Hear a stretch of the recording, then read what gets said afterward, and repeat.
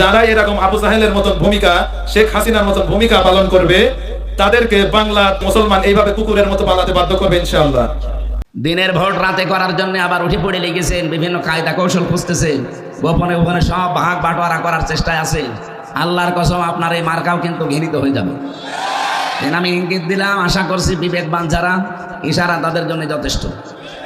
সুতরাং আপনারা সাবধান হবেন। যতই জনপ্রিয় হন না কেন, এই পৃথিবীতে মানবতার বিপক্ষে গেলে আল্লাহ রাব্বুল আলামিন নিজে তাকে আর ছাড়েন না। আমরা বহু ইতিহাস পড়েছি, ফেরাউনের, নমরুদের, সাদ্দাদের, এরা সব মানবতার বিরুদ্ধে ছিল। এই 15.5 বছরে লেডি ফেরাউন, এটাও মানবতার বিরুদ্ধে ছিল।